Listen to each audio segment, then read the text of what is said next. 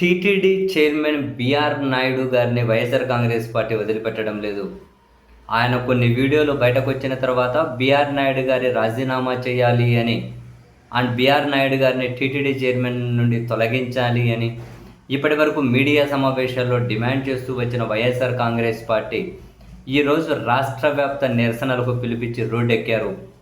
ఇలాంటి మనిషి టీటీడీ చైర్మన్గా ఉంటే ఆలయ పవిత్రత దెబ్బతింటుంది అని చెప్పి తనతో తక్షణమే చంద్రబాబు నాయుడు గారు రాజీనామా చేయించాలి అని, ఆ అనైతికతను చంద్రబాబు నాయుడు గారే ప్రోత్సహిస్తున్నారు అని, టీటీడీ చైర్మన్గా ఆయనను తొలగించకపోవడం అంటే చంద్రబాబు నాయుడు గారు ఆయన అనైతిక కార్యకలాపాలకు మద్దతు ఇచ్చినట్లుగానే భావించాల్సి ఉంటుంది అని, ఇటువంటి అనైతికంతో టీటీడీ యొక్క ప్రతిష్టను వీళ్ళు దిగజారుస్తూ ఉంటే రాష్ట్రంలో దేశంలోనే కాకుండా ప్రపంచవ్యాప్తంగా ఉన్నటువంటి స్వామివారి భక్తులందరూ కూడా తీవ్రంగా బాధపడిపోతున్నారు.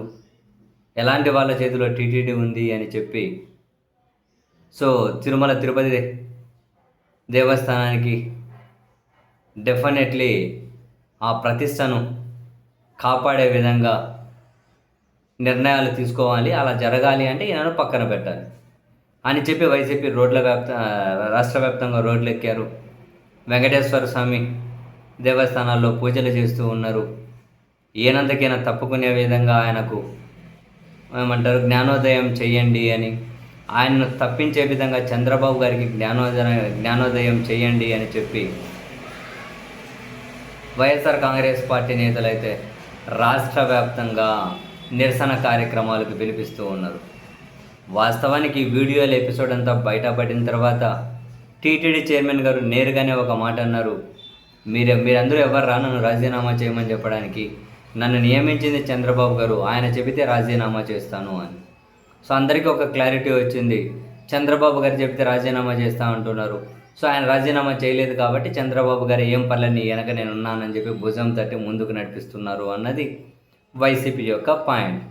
వరసి మొత్తం మీద ఒకటైతే ఫ్యాక్టు, ఏ క్షేత్రానితో అయితే రాజకీయాలు చేయకూడదో, ఏ దైవంతో అయితే రాజకీయాలు చేయకూడదో అదే క్షేత్రాన్ని, అదే దైవాన్ని రాజకీయాల కోసం పూర్తిగా వాడుకునే పరిస్థితి ఆంధ్రప్రదేశ్లో వచ్చేసింది.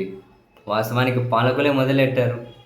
ఆ తర్వాత వన్ బై వన్ నిర్ణయాలు వాళ్ళకి బూమ్రంగ్ అవుతూ వచ్చి చివరికి ఊపిరి కూడా తీసుకోలేని పరిస్థితిని కల్పిస్తూ ఉన్నాయి. ఏది ఏమైనా ప్రతిరోజు ఈ విధమైనటువంటి వివాదం కరెక్ట్ కాదు. ఒకటే ఆ చైర్మన్ గారు తప్పుకోవడమా, లేదా ప్రభుత్వం తప్పించడమా, ఏదో ఒకటి చేస్తే కనీసం ఇప్పటికైనా పోయిన ప్రభుత్వానికి పోయిన పరువు అంటుకున్న మరకలు కొంత అయినా కనుక వదులుతాయేమో.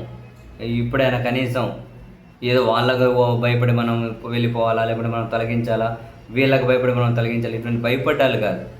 నైతిక బాధ్యత వహించుకొని, భక్తుల మనోభావాలను దృష్టిలో పెట్టుకొని, భక్తుల విశ్వాసాన్ని దృష్టిలో పెట్టుకొని, టీటీడీ ప్రతిష్టను దృష్టిలో పెట్టుకొని ప్రభుత్వం నిర్ణయం తీసుకుంటే వాళ్ళకే మంచిది.